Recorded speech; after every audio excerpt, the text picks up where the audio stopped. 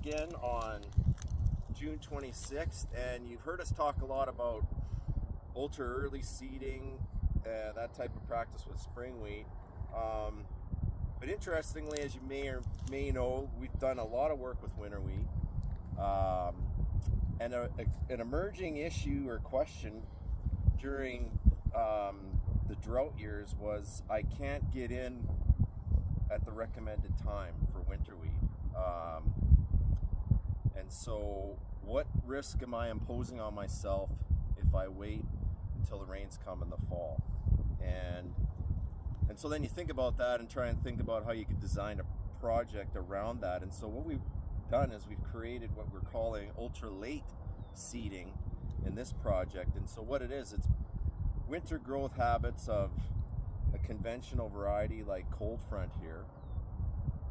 And then we're comparing that to some unique genetics. So we've got a soft white winter from down east, and we've got a winter Durham from down south, I believe. What's the fourth variety? Just the three. Oh, it's just three. Okay. So what did we do? Well, we took our first treatment here, which you see in front of me, is planting cold front, in this case, at the recommended time. So we'd be targeting Lethbridge, Alberta. I think the modeled optimal date is September 7th. When did we go in? September 26th. Way to go, Hunter. You're late. But super dry, and you can still see we're struggling with kochia, not as bad as last year. The team has gone and rogued out the inside of the plots, and now we've got to mow down in between before not too long. But we're not going to hide anything. We're going to show you what we deal with too, which is the same as you might be dealing with. But interestingly, to the point of those farmers that were concerned about planting into super dry, as they call it, sidewalks, this is the optimal date, but we didn't get a very good stand because it was so bloody dry. So then the next treatment over to the right, Warren, you can just take and head over there, is then I decided, okay, let's start planting as those soils cool. So in the case, we started with, okay, don't plant again until the soils cool down to 4 degrees, then 2 degrees, then 0, which we would call dormant. So the one Warren is shooting right now was one that's 4 degrees, and you said it was planted in November. What day? 18th. 18th. So then it took that long, it was that dry and warm in the fall to get the soils to cool to that degree. So November 18th, and then, okay, now we're at 2 and 0 for the next two. First year of the experiment, what we ran into though was now we're dealing with a date of what did you say, November 20th? November 20th. Now it's cooled down right away to 2 with a big storm coming. So we would love to tell you that we planted at 2 and then waited until 0, but if we had waited until 0, who knows when we would have got in, because that's finally when winter came on, what was the date of that? The storm was like November 21st. And so you guys went in and planted both 2 and 0 on November 18th?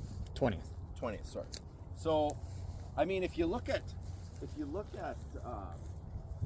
I had to pick my favorite plot here, the dormants are doing as good as or better than planting at the optimum time. We got a little bit of variability, but we'll be cleaning that up and trimming that out so we get a good representation of what actually went on here.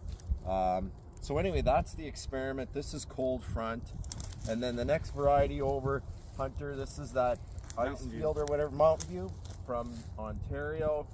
Ontario genetics obviously don't do very well out east or out west here, generally speaking.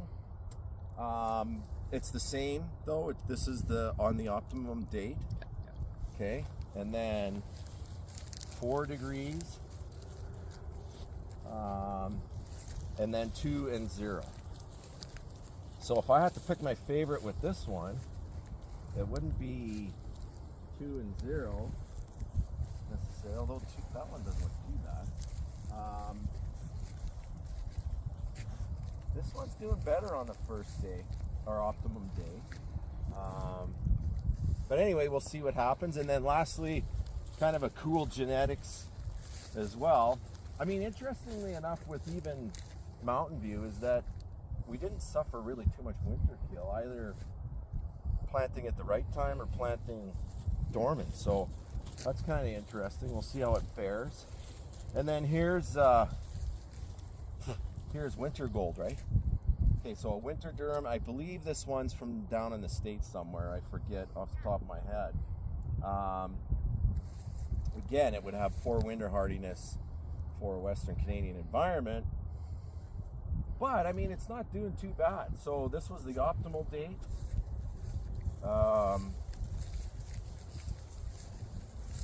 4 degrees. Okay, still not looking too bad. And then now we're into late November with our 2 and 0. Probably not as great, I would say, if I had to guess. Although it's pretty damn close. But anyway, we'll see what happens. This is the first year of this.